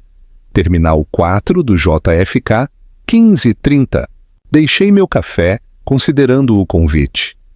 Isabela Ferraz, uma vez preparada para se tornar a senhora Ricardo Soares e coproprietária de uma cobertura em Manhattan, voltando para o Brasil em desgraça depois de testemunhar contra seu ex-noivo. Havia uma certa simetria nisso. A mulher que dançara com meu marido, como se eu não fosse nada, agora diminuída e exposta. Um ano atrás, eu poderia ter me sentido vingada, até triunfante, ao pensar em testemunhar a humilhação de Isabela. Agora só sentia uma curiosidade distante. O tipo de curiosidade que se pode ter sobre personagens em uma história que uma vez pareceu importante, mas que gradualmente perdera seu significado. Não é necessário, respondi a Marcos. Esse capítulo está fechado. Voltei aos meus e-mails, respondendo à pergunta de um cliente sobre a gestão do anúncio de sua próxima fusão. A vida de Helena Vidal ocupava minha atenção por completo agora. Seus clientes, sua crescente rede profissional, suas conexões sociais cuidadosamente selecionadas. A mulher que colocara uma aliança de casamento em uma mesa de coquetel e se afastara de 11 anos de casamento existia agora apenas em arquivos policiais e notícias antigas. Minha campainha tocou, precisamente às 10 horas. Diana Oliveira, chegando para nossa reunião agendada. Eu conhecera Diana 6 meses antes em um evento de networking de mulheres profissionais, onde sua experiência em reestruturação financeira complementara minha formação em desenvolvimento organizacional. Desde então, havíamos colaborado em vários projetos, desenvolvendo tanto uma parceria profissional quanto uma amizade cautelosa. A proposta Hamilton está pronta para revisão, anunciou Diana ao entrar, colocando sua pasta de couro sobre minha mesa de jantar. Aos 45 anos, ela tinha a atitude segura de alguém que navegara com sucesso em indústrias dominadas por homens sem renunciar ao seu eu autêntico, exatamente o tipo de mulher que Camila raramente encontrara no círculo social cuidadosamente controlado de Ricardo. Timing perfeito, respondi levando uma segunda xícara de café para a mesa. Acabei de terminar a sessão de avaliação cultural ontem à noite. Trabalhamos eficientemente durante a manhã, refinando nossa proposta para um escritório de advocacia que estava passando por uma reestruturação significativa após uma fusão. A ironia não me escapou. Helena Vidal agora construía sua reputação, ajudando organizações através exatamente do tipo de transição que Ricardo planejara antes de sua queda. Viu as notícias? Perguntou Diana durante um breve intervalo, sua expressão cuidadosamente neutra. Ela não sabia nada do meu passado, mas como a maioria dos profissionais da nossa área, acompanhava os principais casos legais relacionados a negócios. Sobre Ricardo Soares? Sim, vi esta manhã. 5 anos parece pouco para o que ele fez, observou Diana, embora suponha que a reputação dele esteja destruída de qualquer maneira. Assenti evasivamente. O sistema legal raramente entrega justiça perfeita. E aquela pobre esposa dele? Qual era o nome? Camila? Diana balançou a cabeça com simpatia. Nunca a encontraram, não é? Não, respondi, mantendo o interesse ligeiramente distante de Helena em uma notícia que não tinha conexão pessoal com ela. Embora a investigação pareça ter mudado de foco uma vez que seus crimes financeiros vieram à tona. Lembro que o caso me fascinou quando surgiu pela primeira vez, continuou Diana. Uma mulher desaparece sem deixar rastro, deixando apenas sua aliança. Depois surge evidência sugerindo que o marido planejava deixá-la de qualquer jeito. Coisa de filme.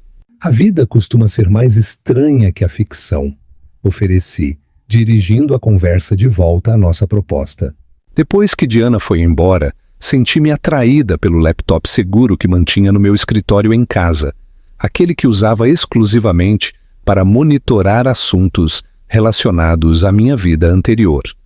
Não o verificava há semanas, mantendo minha resolução de focar para frente em vez de para trás, mas as notícias de hoje justificavam uma exceção. O desaparecimento de Camila Soares fora desaparecendo gradualmente do interesse público à medida que os problemas legais de Ricardo se intensificavam. A investigação policial permanecia tecnicamente aberta, mas inativa. A menção mais recente na mídia tinha sido um breve segmento de Onde Estão Eles Agora, em um podcast de True Crime 3 meses antes, reexaminando teorias familiares. Camila sofrera um acidente sem relação com Ricardo. Tinha tirado a própria vida devido a problemas de saúde mental não revelados. Tinha planejado seu desaparecimento para escapar de um casamento falido? Tudo especulação, nenhuma conclusão. Fechei o laptop satisfeita de que Camila Soares agora existia principalmente como uma nota de rodapé na história da queda de Ricardo, em vez de uma investigação ativa. O planejamento cuidadoso que permitira meu desaparecimento demonstrara ser efetivo além das minhas projeções mais otimistas. Minha tarde incluiu uma videochamada com um novo cliente potencial, uma editora que buscava orientação sobre a integração de uma agência literária recentemente adquirida. Enquanto discutia estratégias de gestão de mudança e alinhamento cultural, encontrei-me plenamente presente como Helena Vidal, sem ecos do estilo de comunicação mais deferente de Camila Soares. A doutora Mizrahi tinha razão. Os novos padrões tinham se tornado naturais em questão de semanas, automáticos em questão de meses. A transformação física fora igualmente completa. Meu cabelo loiro-mel agora crescia naturalmente desde a raiz, mantido com luzes sutis. As lentes de contato coloridas deram lugar a uma cirurgia ocular a laser que clareou permanentemente meus olhos castanhos escuros para um tom mais âmbar, um procedimento médico justificado por benefícios práticos, mas que servia ao duplo propósito de uma transformação de identidade permanente. À noite me encontrou na inauguração de uma pequena galeria em Chelsea, apoiando uma fotógrafa cujo trabalho eu admirava desde que o descobri pouco depois de chegar a Nova York. O espaço zumbia com uma conversa tranquila, enquanto os participantes se moviam entre impressionantes imagens em preto e branco que documentavam a transformação urbana. Edifícios antes abandonados, agora reinventados como espaços comunitários. Helena, não tinha certeza se você viria. Cumprimentou-me Sofia, a fotógrafa com calor. Aos 50 e poucos anos, com cabelo escuro com mechas prateadas e os olhos observadores de uma artista, ela se tornara uma das minhas poucas conexões próximas na cidade. Não perderia por nada, respondi sinceramente. Seu trabalho merece ser celebrado.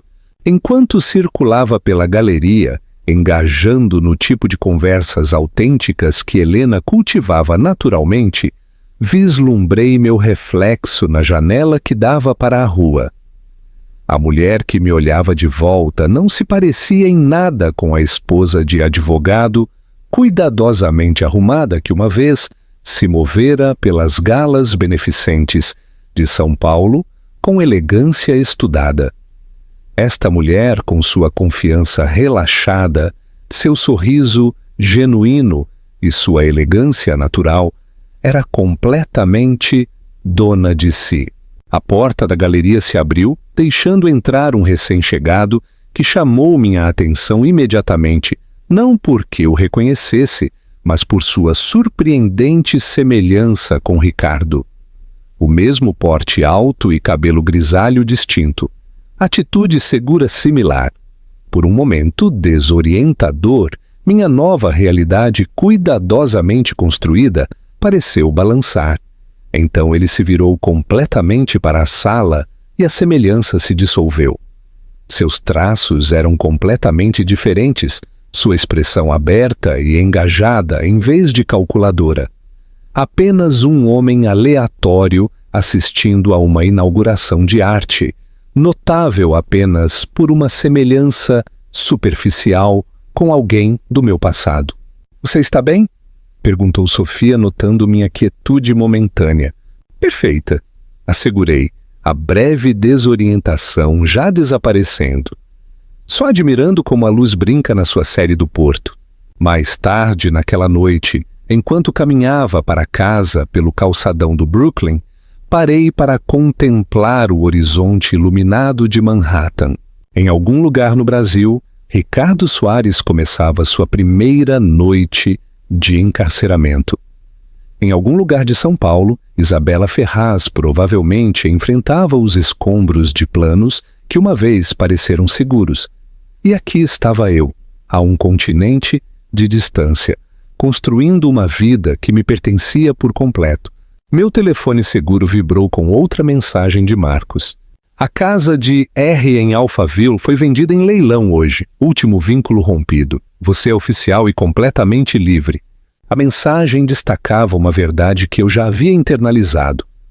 Minha libertação nunca dependera da condenação de Ricardo ou da venda da nossa antiga casa. Essas eram meras confirmações externas de uma liberdade que eu reclamara no momento em que saí do Yacht Club de Ilhabela, deixando minha aliança. Continuei meu caminho para casa, planejando as reuniões com clientes do dia seguinte e considerando qual das fotografias de Sofia poderia complementar a estética do meu apartamento. Pensamentos de Helena Vidal. Planos de Helena Vidal. A vida de Helena Vidal. Autêntica e autodirigida de uma maneira que a de Camila Soares nunca fora. A manhã seguinte trouxe um e-mail inesperado para minha conta profissional. Uma consulta de consultoria da Barrett & Hughes, o prestigioso escritório de advocacia, onde Ricardo esperava estabelecer sua prática em Nova York antes que seus planos colapsassem. Buscavam apoio em desenvolvimento organizacional após uma importante transição de liderança. A simetria era tão perfeita que quase me fez rir alto. O mesmo escritório que figurara na fantasia de fuga de Ricardo agora queria contratar a experiência da mulher que escapara dele. Redigi uma resposta profissional polida, aceitando o convite para discutir as necessidades deles mais a fundo, assinando com a assinatura segura de Helena Vidal. Enquanto me preparava para o dia, aplicando uma maquiagem sutil e selecionando um traje sob medida, que equilibrava profissionalismo com a estética mais relaxada de Helena, refleti sobre a extraordinária jornada do último ano. Da esposa desesperada colocando sua aliança em uma mesa de coquetel, a uma consultora estabelecida, com crescente reconhecimento em seu campo, eu percorrera mais do que uma simples distância física. Meu telefone seguro vibrou com uma última mensagem de Marcos. Hoje é o primeiro aniversário. Parabéns pelo seu renascimento. Eu não estava acompanhando a data, mas ele tinha razão. Passara-se exatamente um ano desde a gala beneficente do Yacht Club, desde ver Ricardo dançar com Isabela como se eu não fosse nada.